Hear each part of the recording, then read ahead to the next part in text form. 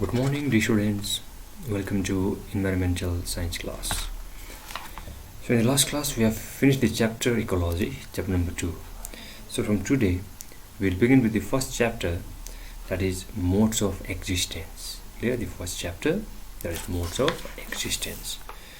So, all the living organisms, let's say we the human beings, right, or let's say the animals, all of us are dependent on the nature or on the environment and its product. Clear? So like all the other living organisms, we, the human being, or let's say the man, has always been dependent on nature. We are dependent on the product of the nature or the resources that we are utilizing from the nature. So we are totally dependent on the nature. We depend on the soil, we depend on the air, water and sun. Clear? So the food that we eat is mainly the product of nature, right? The air we breathe, the oxygen that we are consuming for survival, it's also the product of nature, that we are utilizing it without paying a single penny. We are getting it free from the nature. Clear? And the tools we use, the clothes we wear, and the variety of other things that we use from the nature, we are getting it without paying any cost, we can say, as a gift from the nature. But in recent time, we can say that the relationship between the man and the environment is usually going on changing. Okay, it's usually changing and has undergone a change over a period of time.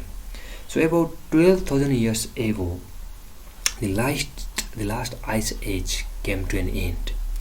The continents and the oceans assumed a configuration which reached more or less the present state. Okay, the climatic changes became stable, it became balanced, and with it the distributions of the vegetations of the plants took up the present day form.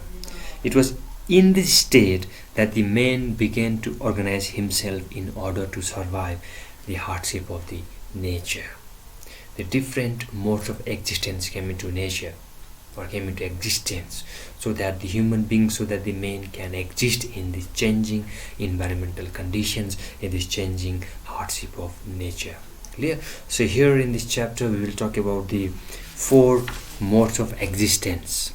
And those 4 modes of existence are hunting and gathering, pastoralism, agricultural and industrialism. These are the 4 modes of existence which we will cover under this topic. Okay, then in each mode of existence we will go through the general features of each mode, then social organizations. Clear? Then we will see the ideology, scale of catchment, access to resources and the ecological impact.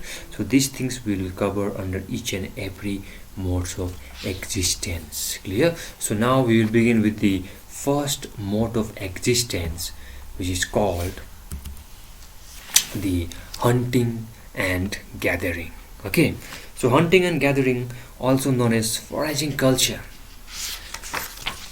So hunting and gathering mode of existence comprises of a group of people. Listen very carefully. Okay, so this hunting and gathering has a foraging culture, and they used to consist of a group of people who are dependent primarily on the wild food. Okay, these are the general features of hunting and gathering. The strategies have been diverse depending mainly on the local environment. It could range from hunting and trapping of big game, trapping of small animals, fishing, okay, gathering fruits, nuts and vegetables to exist in the more isolated parts of the earth. Many of the differences among the hunting gathering societies are due to ecological variations. We'll go through it. So just remember that hunting and gathering, they have got certain general features. So first point I can say that they have got foraging culture. Okay, they used to move from one place to another place. They used to go for hunting and they used to gather the food materials. Okay, they were dependent primarily on the wild food, the second general features of hunting and gathering. Their strategies are diverse depending on their local environment.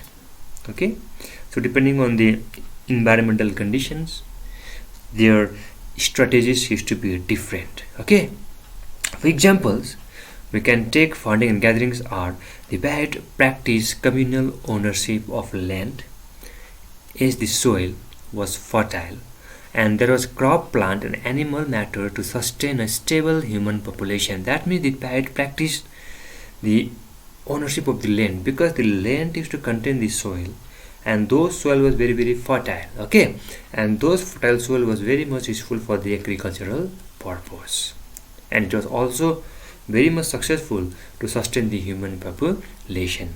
Then on the other hand, Sasani and Utes were forced to lead a nomadic existence as the yield from the land was erratic. Okay, so these are the general features of hunting and gathering mode of existence.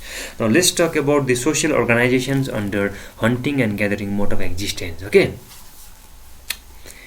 the food gatherers are the earliest type of human society. That means they are relatively mobile. Okay, they are relatively mobile. They are able to move from one place to another place, and they were completely dependent on the environmental conditions for the resources in order to make the life sustainable. Okay, so in order to sustain their populations, so they were totally dependent on the environmental resources. They comprise usually a small group of 10 to 30 individuals.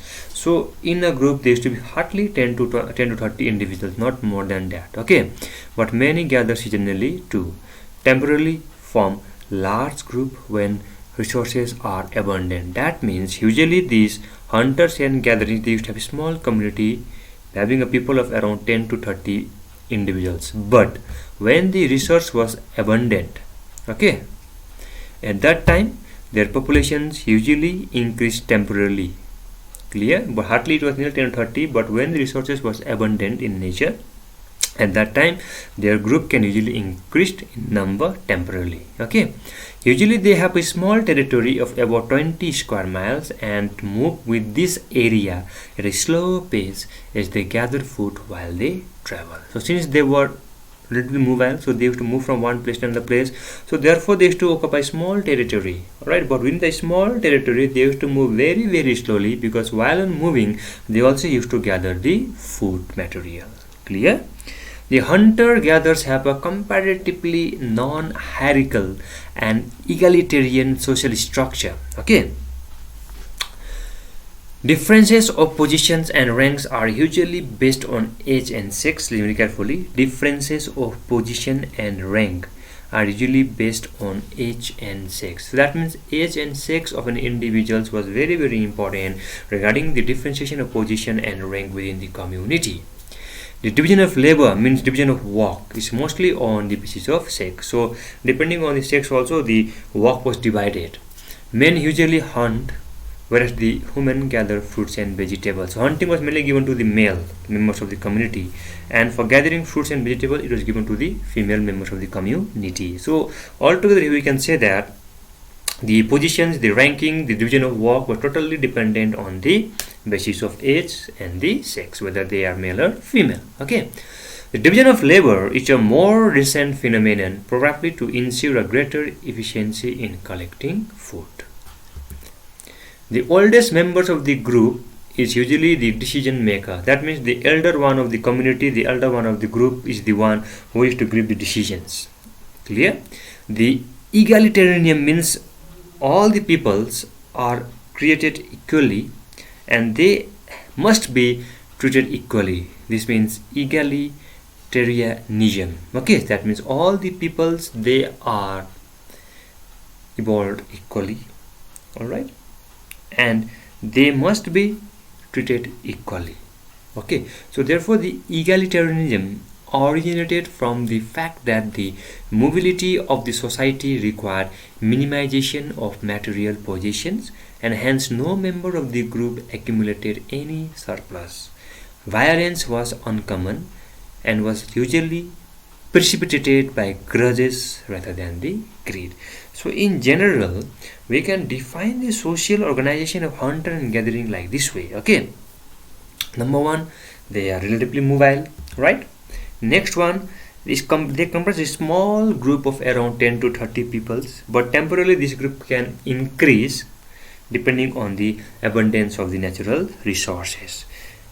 Like next one, you can say that they used to occupy a small territory, but within a small territory they used to move very very slowly, because they used to collect or gather the food when they used to move through this area. They were comparatively non-hierarchical and equatorial social structures. Difference of position and rank was based on the sex and the age. The division of labor was also based on the sex. That means men usually used to go for the hunting and the women used to go for collecting the food, or we can say to collect the fruits. Okay, the oldest one of the group, the oldest member of the group was mostly the decision maker. So these are the general these are the social organization features of hunting and gathering modes of existence. Okay, so each and every character you have to go through. Clear? Next one, we will talk about ideology, or we can say the idiom of man and nature relationship, the ideology. Okay, the hunter-gatherer's relationship with the environment is that of a parent and child. That means the relationship with the environment was that of a parent and child. Being totally dependent on nature, they look upon the nature as their parent. So good. So they have to worship the nature as their own parent, because they were totally dependent on the nature for their survival. Okay. Primitive lifestyle means older lifestyle. A small size of the population minimizes the impact on the environment, ensuring a sustainable development. The resources used are renewable and the waste can be recycled as it is organic in nature. So we can say that the ideology, the relationship of the hunter and gatherers with that of the environment was that of a parent and child. Why? Because this group of people were totally dependent on the nature, on the environment for their survival. So they used to treat the environment as the nature as their own parent. Okay. The next one, let's talk about scale of catchment. The hunter-gatherers, they would depend wholly on nature for their sustenance. That means for the survival, to sustain in the environment, to sustain in the nature, right? For the survival, to sustain the environment, they were totally dependent on the nature. However, their lifestyle is primitive, is very old in nature, and the requirements are limited to food and shelters only. So they have got primitive mode of life, so the requirement from the nature was also very very less. They were dependent on nature only for food and for the shelter.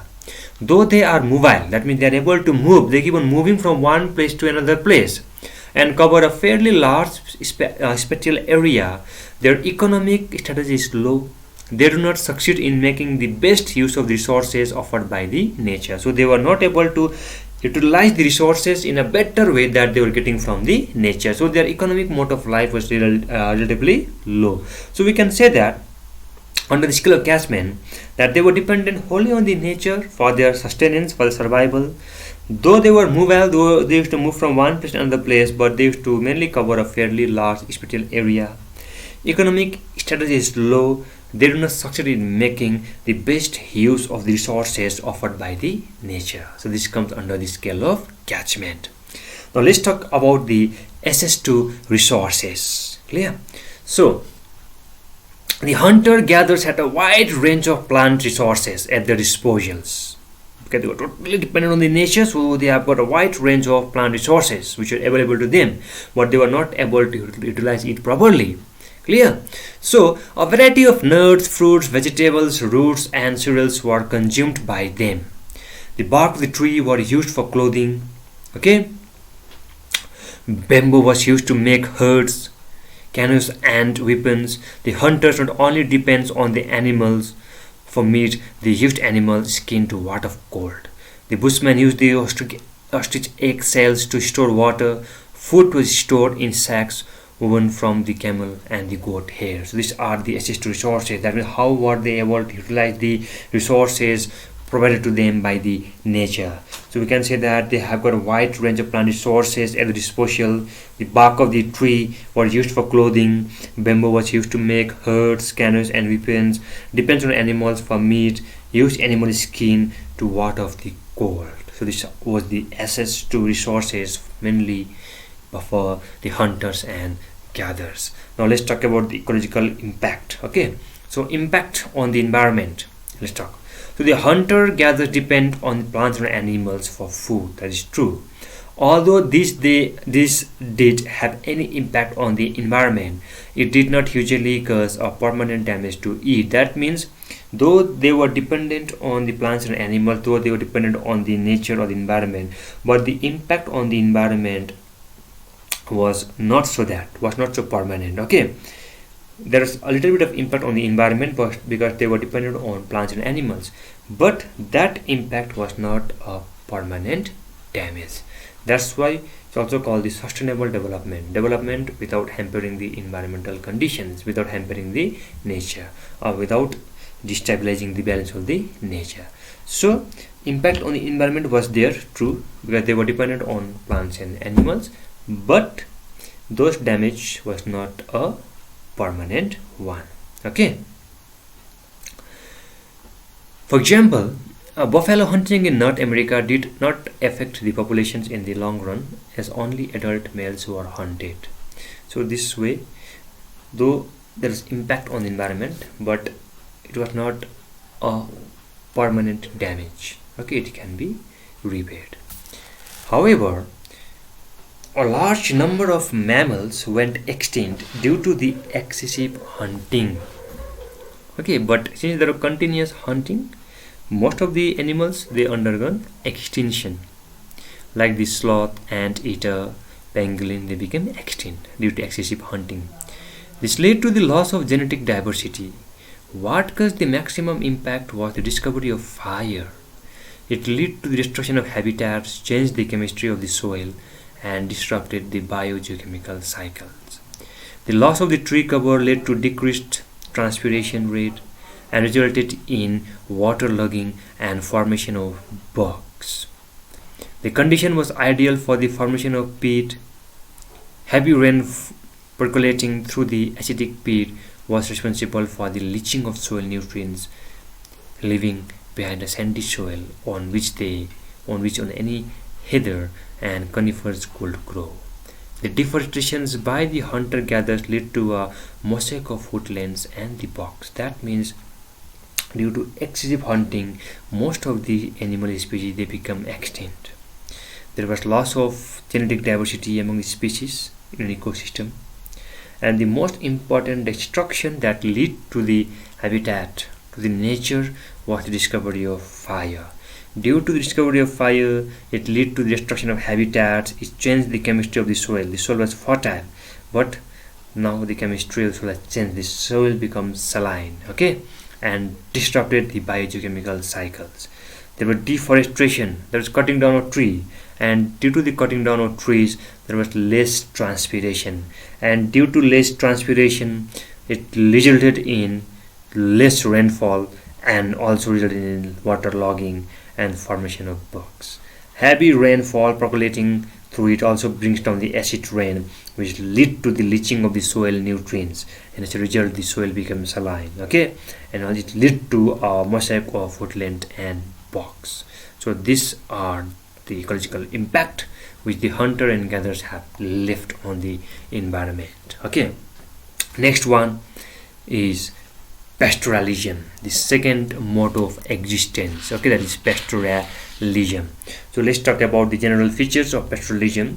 So it's mainly a branch of agriculture which is concerned with the raising of livestock, means the animals. Okay, it involves the tending and use of animals such as camels, goat, yak, llamas and sheep.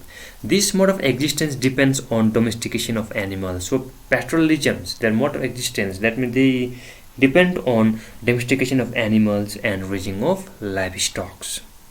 The animals not only provide them with food, but the skin is used for clothing and they are used as beasts for burden. The pastoralist are usually nomadic in nature, moving the herds in search of fresh pasture and what herds means group. Okay, so pastoralism is found in various forms throughout the world. It came into existence around 4000 BC. So that means pastoralism, they were dependent on domestication of animals, they were dependent on raising of livestock. The animals that they used to raise, they used to domesticate, it not only provide them with food, but they also used to provide them with clothing. Okay, they were nomadic in nature, moving in herds in search of fresh pasture and water. Examples, we can say there are few examples like the Bodis, Bodis, Bodis, example Kazakhs, Kazaks, Kazakhs, and the Kyrgyz, Krighis. So these are the few examples of pastoralisms. Okay, now let's talk about the social organization of pastoralism. So pastoralism is found in many variations throughout the world. Each pastoralist adaptations occurred in different contexts, and so there is no specific form of social organization. So we cannot see a specific form of social organization in case of pastoralism, like in case of hunters and gatherers. Okay, because they used to exist in different parts of the world. However, pastoralist societies are often organized into tribes with the household as the basic unit of organizations. For labor expense, they have a more structured organizations and engage in trade and war. So that means, though they don't have a specific form of social organizations, clear, but specific form, we can say that they are often associated in tribes. Household, the basic unit of organization was there. They used to engage in trade and war. Be careful. They used to engage in trade and war also, and there is a greater inequality in wealth and power among them. So greater inequality was there between the power and wealth. It is an authorization society where the tribal chief or the pastoral lord wields the power. That means over here the power is given to the tribal chief or to the pastoral law. So there was authoritarian society. So it was authoritarian society where the authority of the community of the group was given to the tribal chief or was given to the pastoral lord. Okay, fathers, sons with their wives and servants usually forms the social nucleus of the pastoralic society. So over here we have got the family, we have got the father, son and their wife, which will form the pastoral society. Polygamy is not the norm, but is permitted among the wealthy, as a large number of herds needed several wives to take care of them. So polygamy means having many multiple wives. Okay, so these particular norms culture was there within the pastoralism modes of existence. Now let's check out the ideology of pastoralism. What is the ideology? Okay, so agriculturals. So ideology of this group of people was that the environment is made up of human, animal and vegetation. So this was the ideology of the pastoralisms towards the nature. That means the environment was made up of human, animal and vegetation factors which are all which are all interdependent. So human being, okay, the animal and the vegetations, they are not independent, they are interdependent among one another. To them, though God is not visible, he has to be appeased for their survival. So they used to worship the God also. Clear? Now let's go to the scale of catchment. So economic status is low here also. Okay, so among the nomadic pastoralists, the economic status is low. Although they were more organized than the hunter-gatherers, they were unable to make the full use of nature. So they were also not able to use the resources which were provided to them by the nature. Okay, among the commercials, the pastoralist economic status became better, and there are proper utilization of animal resources. Now let's talk about the access to resources. Okay, so they use marginal areas where cultivation is not possible. Clear? Animals forage on these lands and everything the humans cannot utilize. So animal forage on those lands where the humans were not able to utilize those areas. The herds convert the energy into resources available for human consumption: milk, blood, and meal. Not always do pastoralists exist as basic substances. Groups often accumulates wealth and can be involved in trade with other groups like the agriculturists. So we can say that this pastoralist group of people, okay, they use marginal areas where cultivation was not possible and animals forage on these lands. The herd was able to convert the energy into resources like the milk, blood, and meat, and a group may involve in trade with other group like agriculturists. So this was the assets to resources. Now let's talk about the ecological impact, the impact on the environment that was given by the pastoralist group of people.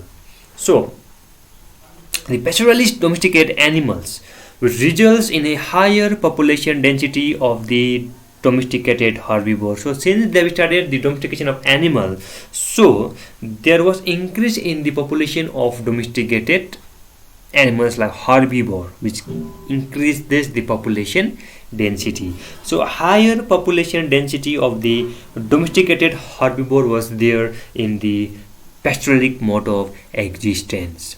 To extend the pastures, the forests were often cleared, sometimes with the use of fires.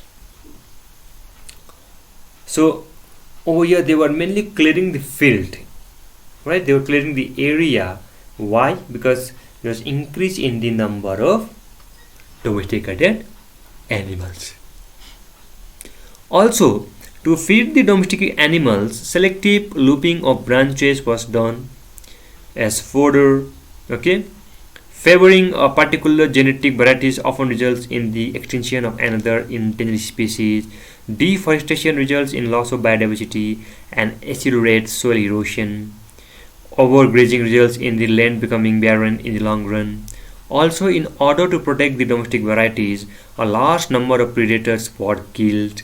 The wolf, the golden eagle, and the Tasmanian wolf are also all examples of predators which have been hunted to the point of extinctions. The populations of wild herbivore also decline to reduce the competitions to domestic herbivore or to reduce the damage to the arable land. That means over here we can see the most probable impact on the environment which was done by the pastoral mode of existence. So we can say that there was higher population density, and to extend the mammals, okay, and to extend the pasture, forest was cleared. To feed the domestic animals, selective looping was done. Favoring a particular genetic variety caused the extinction of other. Okay, then there was loss of biodiversity and accelerated soil erosions. Overgrazing causes barren land in the long run, and predators were killed in order to protect the livestock. Not only the predators but also the wild herbivores were also killed. Okay, so here we have finished the pastoral mode of existence also. Clear? Now next one, the next mode of existence. Okay, the next mode of existence is agricultural. So this agricultural mode of existence and the industrialism mode of existence, we will discuss it in next class. Okay, so today we have just finished about the two mode of existence. Number one is hunting and gathering mode of existence, and number two is pastoralism mode of existence. So in the next class we will finish the agricultural mode of existence and the industrialism mode of existence. Clear? So what we remember is that whatever the mode of existence you will go through it, kindly read it under the general features, under social organization, okay, under ideology, that is idiom of man-nature relationship, then scale of catchment, access to resources, and ecological impact. Okay, these things you have to remember under each and every mode of existence. So this much for today. See you in next class with the remaining two mode of existence, that is agricultural mode of existence and the industrial mode of existence. Thank you.